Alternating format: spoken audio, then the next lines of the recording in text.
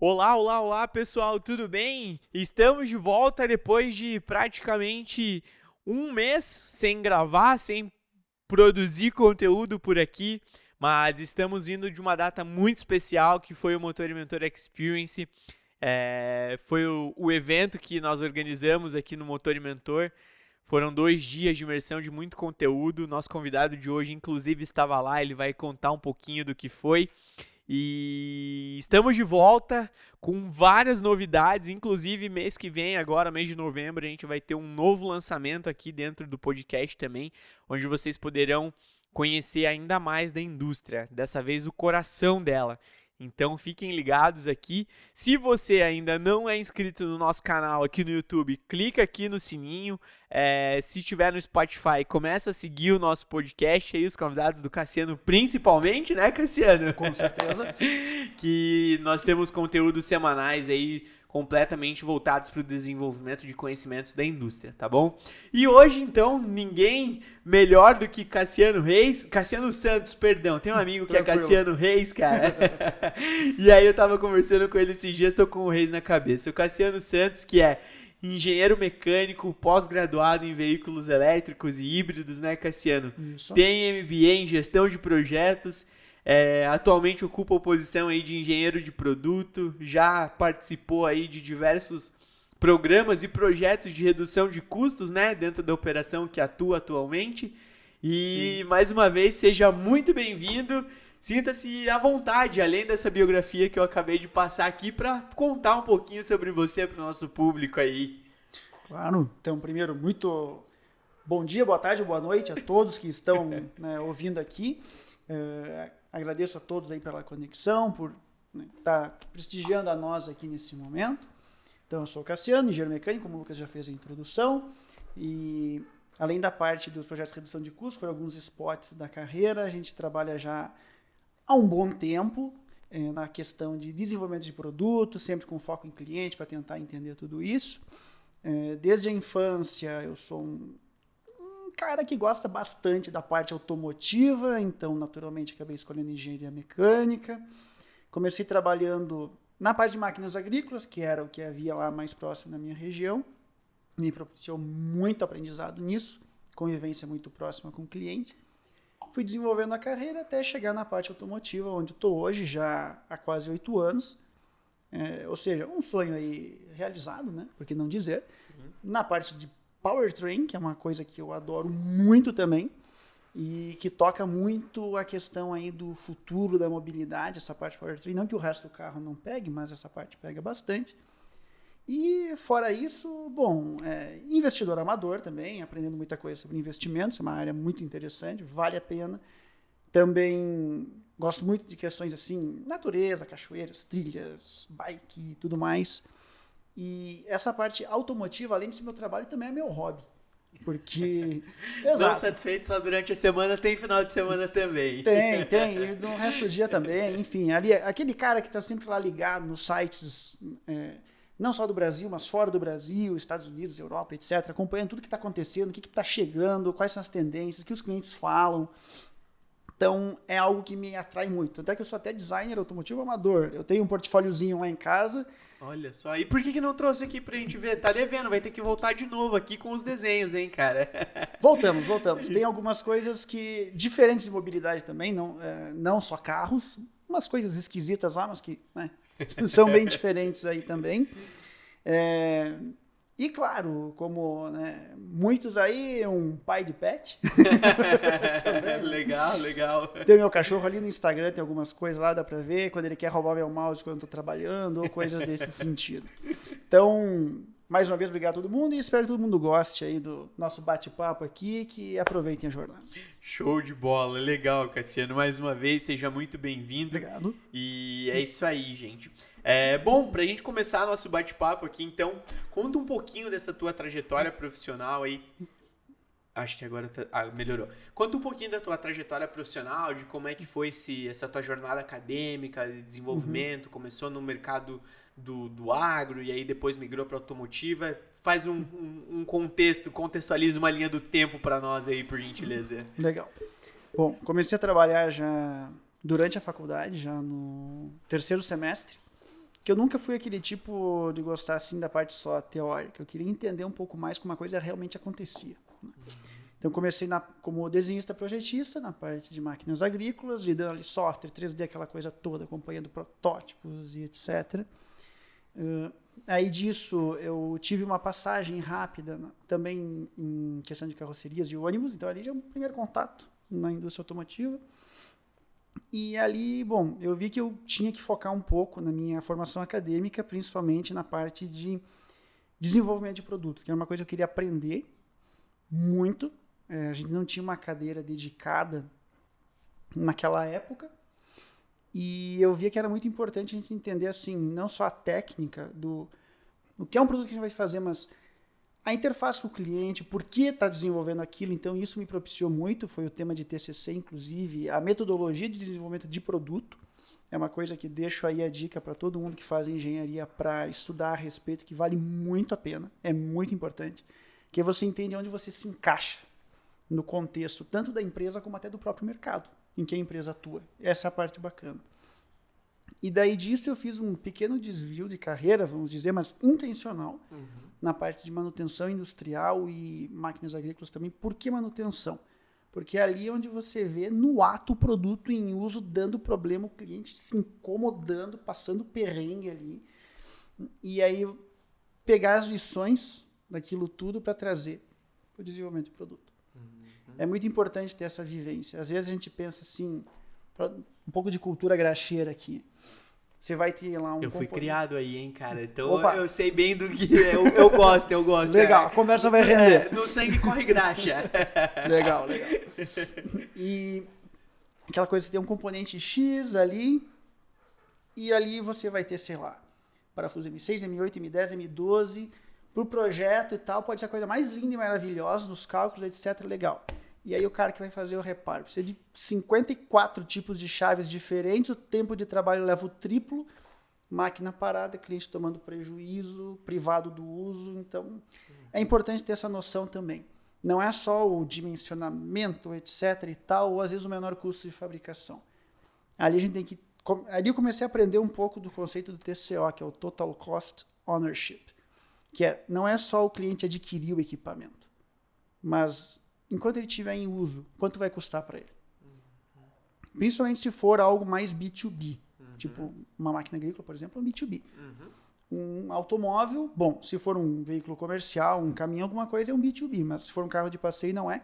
Porém, pensando às vezes num carro principalmente de entrada, o quanto ele vai custar em manutenção, quanto pode comprometer o orçamento de uma família e tal. Então é bacana trazer isso já na parte de projeto.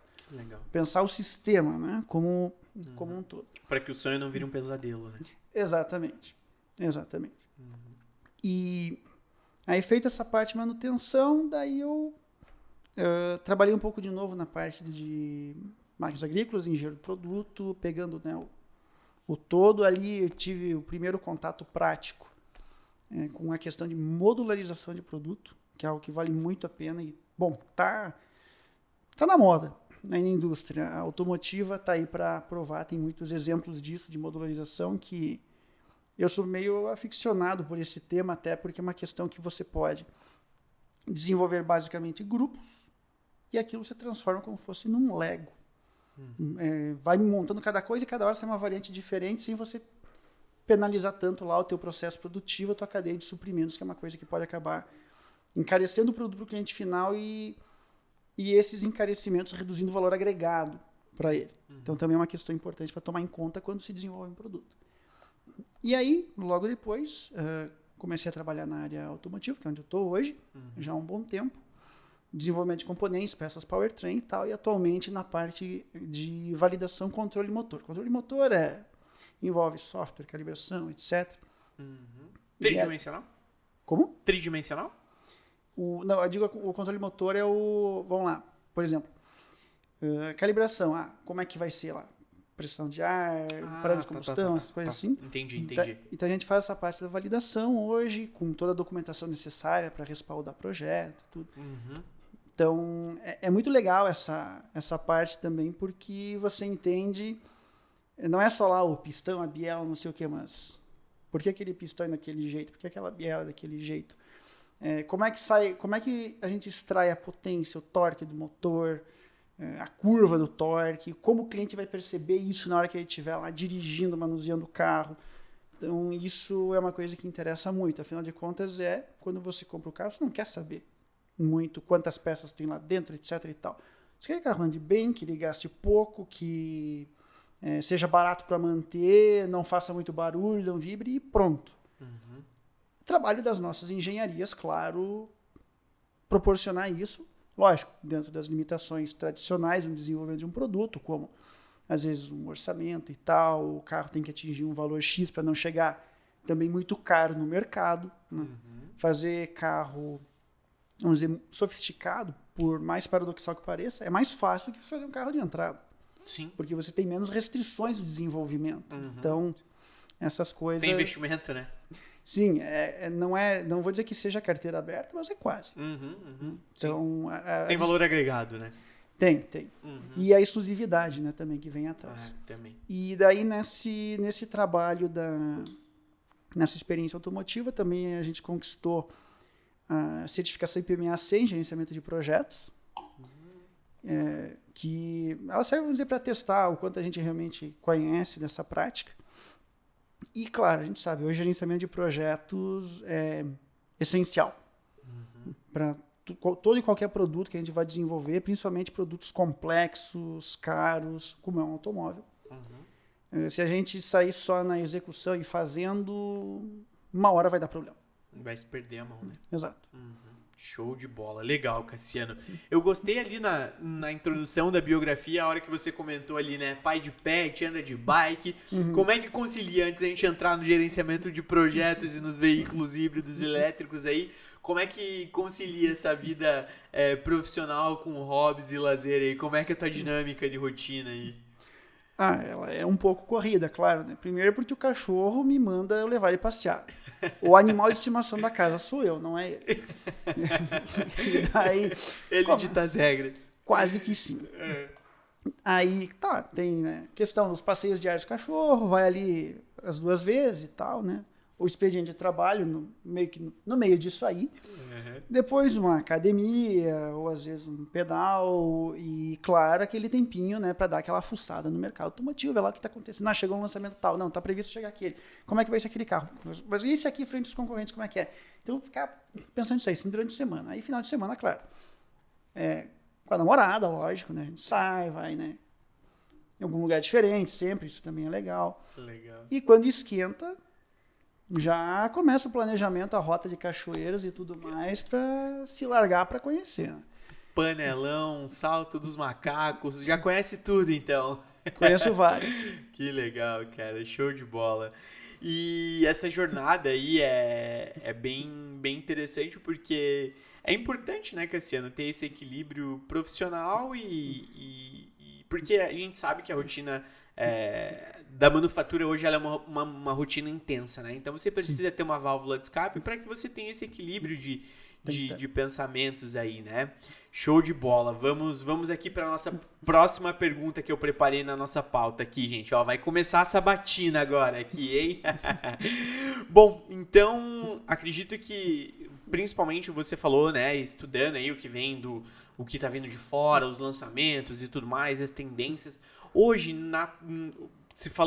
dia 10 de outubro de 2022, o que você acredita que são os grandes desafios, as novas tendências da eletromobilidade?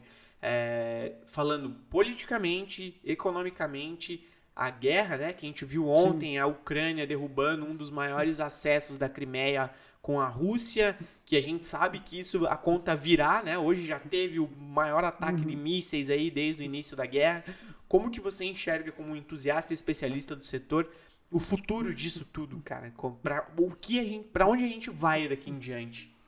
Bom, eu diria que no médio prazo a gente vai ter um período de muitas incertezas. Não só pelo conflito Rússia-Ucrânia, que a gente está vendo, que já está se prolongando mais do que se imaginava inicialmente, mas também porque tem algumas outras questões aí, vamos dizer, na retaguarda. Por exemplo, as tensões China-Taiwan, Para quem não sabe, Taiwan produz mais de 80% de todos os chips do mundo. Então, se ali acabar ocorrendo, eventualmente, algum conflito, esperamos que não, a gente está tendo hoje um prelúdio com a crise de componentes, que não é só semicondutores. Semicondutores é o exemplo mais emblemático, mas em toda a supply chain, várias matérias-primas, existe essa dificuldade hoje. Se chegar ali e tiver alguma falta de chip, nós vamos sentir um impacto muito forte. Então, é importante a indústria como um todo, pensar em alternativas para que, se isso eventualmente acontecer, conseguir se respaldar. Não é uma resposta fácil. Não é nem a pergunta do milhão, essa eu diria que é a pergunta do trilhão, porque né, não é uma resposta simples, envolve muita coisa. Então é importante estar pensando nisso. Claro que ainda estamos vivendo a pandemia e várias consequências disso. Como a gente acabou de citar, a questão de componentes, ela causou um desequilíbrio entre oferta e demanda. Quanto maior demanda, menor oferta, preço sobe. Então isso jogou uma lenha, aliás, um caminhão de lenha na fogueira da inflação, aí podemos dizer assim. Todos os produtos, de um modo geral, subiram. Os nossos queridos automóveis e motocicletas e etc. subiram bastante também. Ao mesmo tempo em que a inflação acabou minando o poder de compra. Isso a nível mundial, não é um fato brasileiro, né? Exato. A gente está vendo coisas inéditas, como os Estados Unidos batendo inflação aí de 9%, vários países da Europa também. Inglaterra também, né? Inglaterra também, exato. E associado a tudo isso, aí entra a guerra no meio, que já causou, tá criando várias turbulências no fornecimento de energia para a Europa. Isso nos toca muito aqui no Brasil, porque a energia lá vai subir. Já está subindo. E nós aqui no Brasil, se a gente pensar na nossa matriz industrial, nós somos um grande produtor, exportador de commodities. Produtos manufaturados a gente importa muito. Então, se vai subir os preços lá por conta de energia, nós vamos pagar esse preço aqui também do que a gente importar. Podemos prever aí também mais uma pressão inflacionária em função disso. Se não fosse o suficiente, os bancos centrais ao redor do mundo, para conter a inflação, estão subindo taxa de juros e isso atrai investimentos. O que pode fazer com que haja, médio prazo, talvez longo, um fluxo de capitais em busca dessas rentabilidades maiores, até porque são países que, para muitos investidores, eles consideram mais seguro investir lá. Essa fuga de investimentos pode criar uma pressão no câmbio, elevando, por exemplo, a cotação de dólar, de euro. E, como a gente acabou de falar, como a gente importa muitos bens industrializados de maior valor agregado, vai criar mais uma pressão inflacionária, que daí a cotação do câmbio sobe, a gente vai pagar mais caro de novo. Esse é um grande desafio que nós temos na indústria como um todo, no Brasil em especial, porque daí as coisas começam a ficar mais caras. A gente tem, já hoje, se pensar num veículo 0 quilômetro, pouco mais de 10% da população hoje tem acesso. E existe um trabalho muito forte, claro, em toda a indústria automotiva para conter isso ao máximo possível. É um desafio diário. O pé está trabalhando nisso. Então, essa questão de alta de preços é algo que tem que ser tomado em conta, por exemplo, nos novos desenvolvimentos. É um desafio que já entra aí. E, complementando um pouco, as exigências que vêm em função dos problemas ambientais. Então, os carros que são a combustão precisam poluir menos, os que são elétricos já está começando uma pressão muito grande no rastreamento da produção de componentes, principalmente as baterias, porque a extração dos minérios necessários não é uma atividade assim tão sustentável, né? Exato. Então, hoje tem muitos clientes até que já começam a olhar para isso. Do tipo, o que adianta eu pensar num carro que emite menos CO2, mas contamina mananciais de água, solo, etc. e tal. E além disso, desculpa te interromper, eu escutei até esse final de semana também, a geração da energia para os postos de recarregamento, né? Então, do que adianta você ter um carro emissão zero se a energia que vai carregá-lo foi foi produzida numa termoelétrica, por exemplo. Ou do carvão. Ou do carvão, exato. Caso da China. Entendeu? A China despontando, por exemplo, em produção e vendas de carros elétricos, e a matriz energética deles depende muito do carvão. Eles são que podem estar se beneficiando da situação hoje da Rússia, porque vão importar o gás mais barato, por exemplo, vai poluir menos. Também é um dos desafios. E foi importante você tocar nessa questão de como a energia elétrica é produzida. Porque todo mundo, assim, a gente vê muitas pessoas falando, o carro elétrico é o futuro, é o futuro, é o futuro. Será? Depende de cada mercado. Para o nosso, por exemplo, para o Brasil, a gente tem uma matriz elétrica limpa, mas nós também temos o etanol. Que, se a gente pegar ali no final das contas, dependendo de como o carro elétrico é feito, como ele consome e tudo mais, às vezes o carro etanol pode acabar sendo menos poluente se você considerar a cadeia como um todo. Existem países que a matriz energética é mais de 90% o petróleo. Ou seja, a eletricidade vinda de termoelétricas e tudo mais. Carro elétrico ainda pode acabar sendo sustentável, porque se a gente pensar do petróleo, produção, eletricidade, etc., todas as conversões que a energia passa, acaba sendo um pouco melhor, mas diminui muito a vantagem dele. E o carro elétrico também tem aquela questão que preocupa muitas pessoas, que é a bateria. Então isso é um tema... outra pergunta de 1 trilhão. Essa é de 1 quadrilhão, né, Cassiano? Se a outra era 1 trilhão, essa é 1 quadrilhão, né? Sim.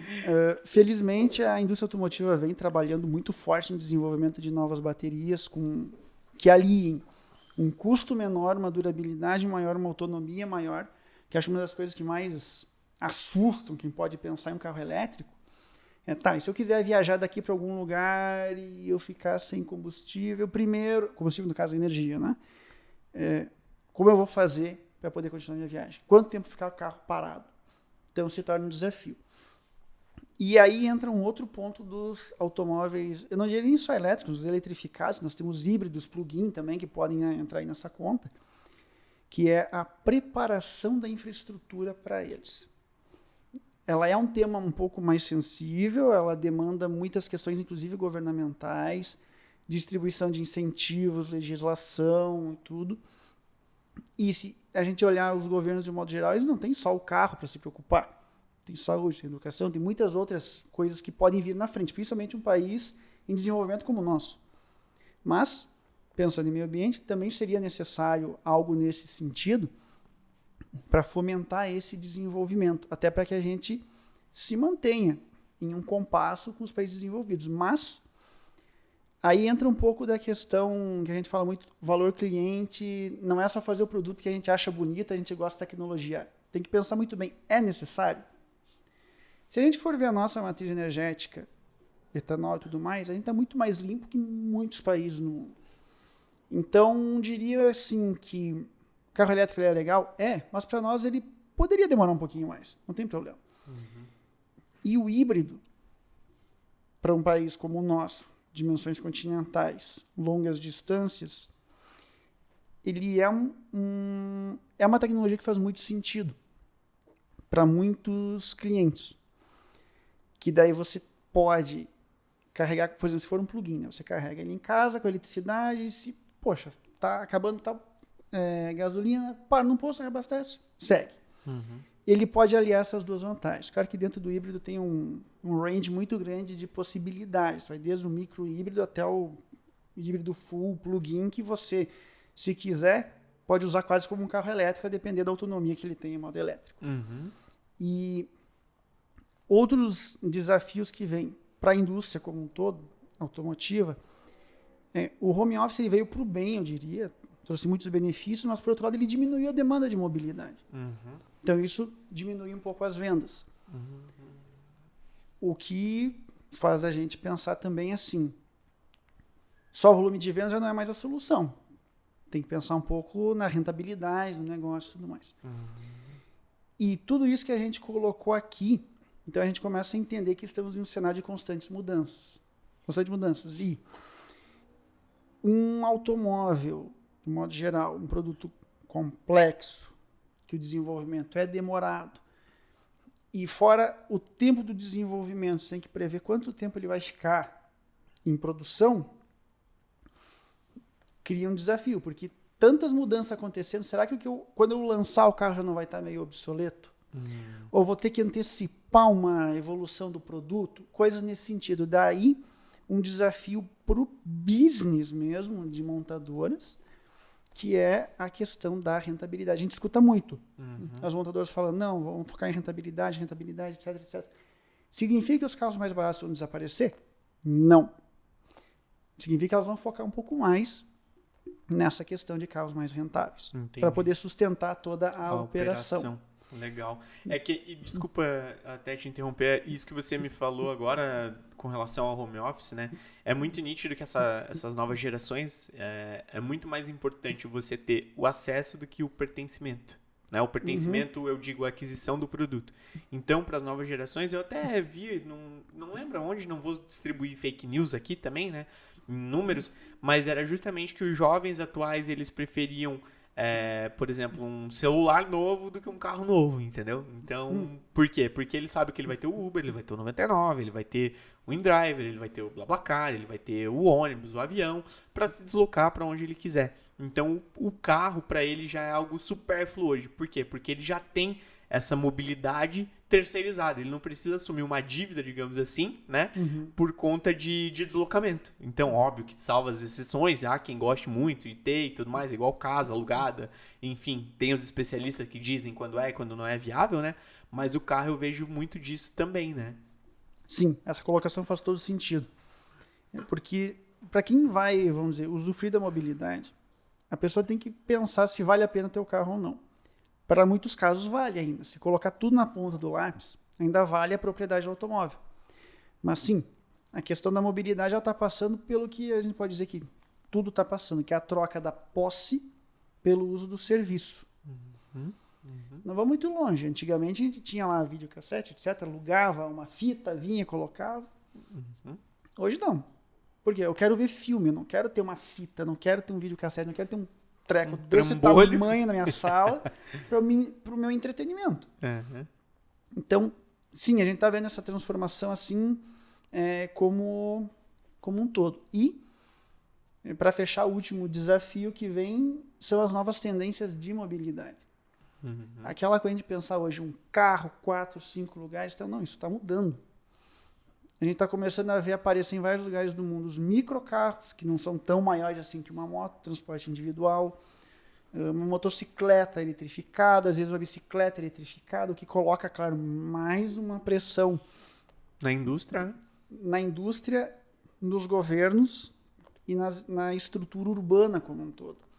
Que a gente tem que também, dependendo, por exemplo, uma bicicleta elétrica, tem que prever um espaço para ela, para que a pessoa tenha segurança para poder se deslocar, não no meio de carro, tudo que, às vezes, a pessoa se sentir insegura por risco de acidente acaba não adquirindo o produto. Então, tudo isso vem mudando. Fora outras coisas como direção autônoma, que está vindo, até o NHTSA, que é o órgão regulador de trânsito, segurança e desenvolvimento de veículos e tudo mais dos Estados Unidos, eles apoiam muito a condução autônoma, que eles consideram que ela é um passo importante na inclusão. Porque pessoas que tenham dificuldades de locomoção, mais idosas e tudo mais, elas podem, se quiser ter o carro, ela pode. É quase irônico, mas ela pode ter o carro, poderia ter o carro sem uma carteira de motorista, onde o carro vai fazer tudo para ela. Entendi. Sim. E é tecnologia isso, né? Não adianta que não é o futuro, é o presente, né, Cassiano? Não adianta. Muita coisa começou. E fazendo um link agora com a tua pós-graduação, né, em veículos elétricos e híbridos, aí você é especialista no assunto. Isso já, igual eu acabei de comentar, não é mais coisa do futuro, é coisa do presente, né? Quem não está se atualizando vai ser engolido pelo mercado. Isso é um fato.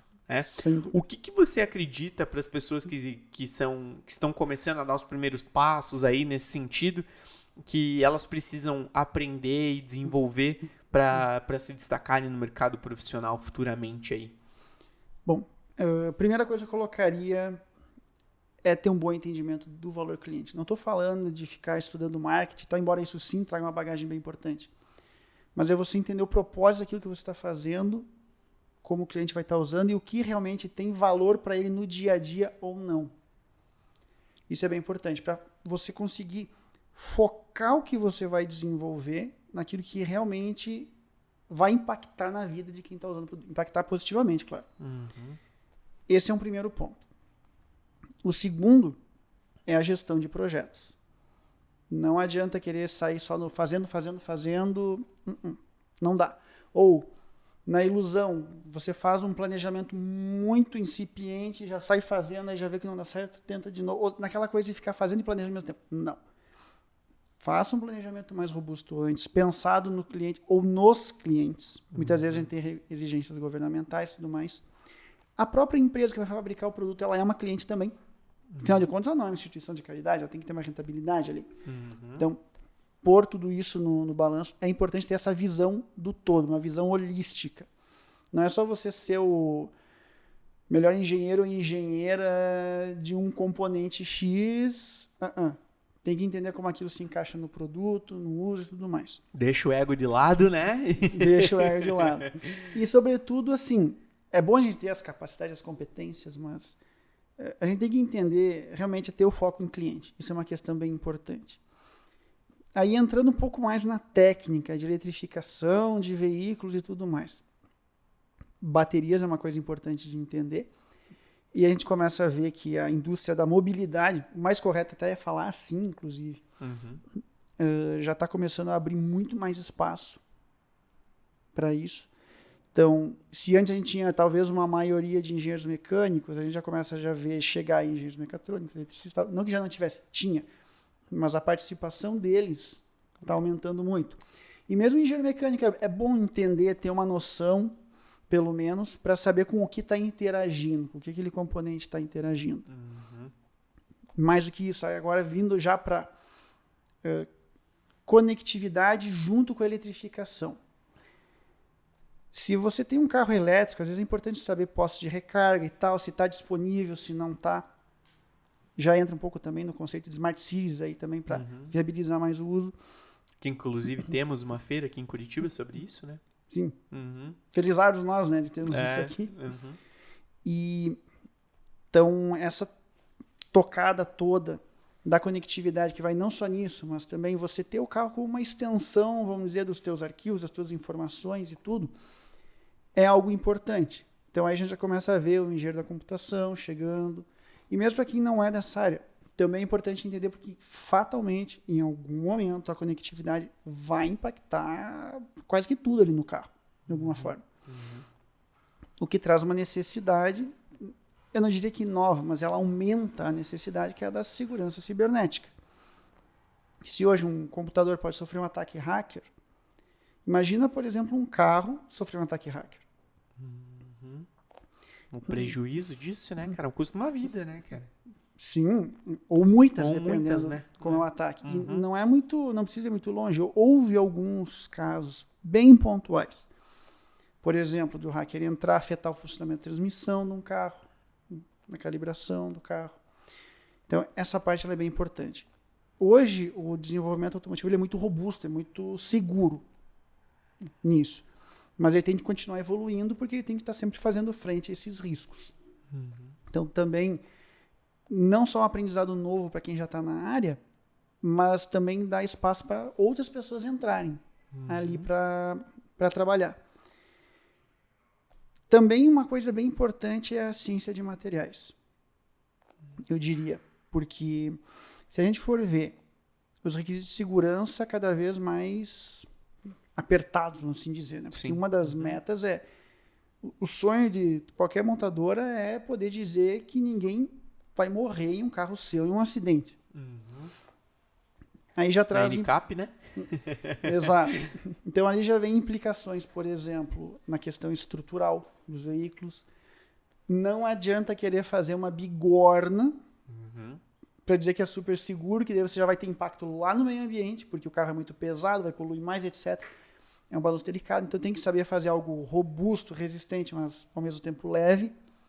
Já temos muitas tecnologias em nível de materiais avançando, mas é importante a gente estar sempre ao par disso, para estar acompanhando tudo. Tecnologia de segurança, de modo geral, de carros também. Algo bem importante, porque os requisitos estão aumentando e muito nesse sentido. Não é pensar só em airbag, Aqui já entra até um pouco da direção autônoma, uma frenagem automática, manobras de desvio e tudo mais. Isso é algo importante. Legislação, eu diria que é algo interessante, principalmente para quem está mais à frente, assim, trabalhando com essas questões de direção autônoma, segurança, emissões e tudo, que as normas estão evoluindo cada vez mais. Então, a gente tem que estar sabendo não só o que tem no presente, mas o que está para médio e longo prazo, porque às vezes é mais interessante se desenvolver um produto Pro longo do que pro médio. longo, exato. Porque desculpa de interromper, mas agora eu consegui conectar as peças aqui. A importância de uma gestão de projeto robusta não é no sentido apenas de execução no hoje, mas pode ser que você consiga antecipar ou prever algumas alterações futuras no hoje, que teu projeto seja mais viável para daqui 5 anos do que propriamente dito para daqui a 1 ano. Exato. É você pensar num produto que possa ter um ciclo de vida maior. E aí entra o outro ponto aqui, que é a modularização, que é você fazer um produto como se ele fosse mais, vamos dizer, editável. Você evoluir alguns módulos para manter o carro, a motocicleta, enfim, o que for, sempre atualizado frente às demandas de mercado, governo, meio ambiente e tudo mais. E isso não é algo impossível. Dá para fazer. Já tem... Quase todas as montadoras já estão fazendo assim, inclusive. E, bom, aí fica aquela coisa, né? Muito... E aí que vem com a prática, que é o bom senso. Vamos desenvolver tecnologias novas? Sim, precisamos. Mas faz sentido? Não é ficar gastando tempo e energia com uma coisa que às vezes não vai agregar tanto assim. Então é muito bom a gente ter assim, esse reflexo. E claro, o conhecimento de investimentos para qualquer um que atue, acho que em qualquer coisa, é muito importante para você saber, é rentável, não é rentável. Você já tem esse filtro já quando está nascendo com a ideia. Até para evitar, às vezes, tive uma ideia super legal, genial aqui, etc. E chega lá, toma um corte da direção porque, não, isso aqui não dá, não sei o quê. Aí fica lá a pessoa toda chororô, frustrada. O cara não entende a ideia. Não é que não entende, ele entende. Mas não é viável e muitas vezes o cliente também não vai usar. Tecnicamente falando, pode ser legal. Mas, como dizia um professor meu da faculdade, é difícil dizer se um engenheiro é melhor que o outro, mas uma possível métrica é aquele que faz a mesma coisa, mais barato. Show. E acho que isso essa deve ser de $1 quadrilhão, então, essa pergunta, né? Porque é justamente isso. Qualquer operação a gente busca, né? Eu aqui dentro da minha estrutura da empresa, num contexto, agregar valor com o menor custo possível, né? Então, é um gerenciamento de projetos diários. E aquilo que você falou, mais importante ainda é entender qual é o momento de correr certos riscos. Porque, assim, nem sempre a gente sabe que a vida não funciona de sempre você vai investir e vai ter retorno sobre aquilo ali, de um retorno positivo. Vai ter horas que você vai precisar abrir um pouquinho a mão ali num determinado projeto para que lá na frente a conta feche. Mas aí, mais uma vez, aquilo que você falou, a importância dessa gestão de projetos bem robustas desde o início, né, Cassiano? Então, show de bola, legal, cara.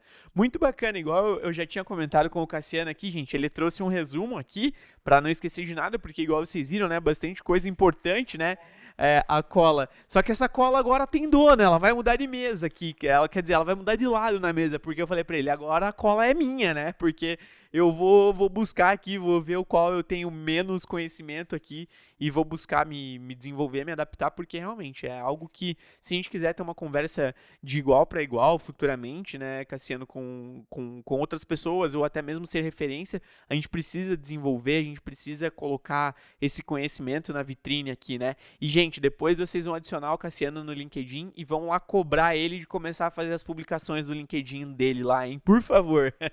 E quem não souber fazer publicação no LinkedIn, pode me contratar, que eu tenho consultoria e mentoria de LinkedIn, tá bom? Cassiano, então, pra gente ir pra reta final aqui, vamos falar um pouquinho, né? Você esteve no Motor e Mentor Experience, conta aí pro pessoal como é que foi a experiência. Eu, do lado de cá, como organizador, só vou ouvir agora, então não vou meter o pitaco. Quero saber como espectador, o que ele achou do evento aí. Bacana, profissionais bem qualificados, trazendo da atualidade e do futuro. Eu gostei muito, por exemplo, a parte de gestão de carreira, foi tratado lá como a gente gerenciar seu piloto, né? É importante. Também gostei muito da parte ESG ambiental, que o quanto isso toca tudo em que a gente desenvolve. Já tinha um certo conhecimento, mas ali deu para expandir muito mais os horizontes.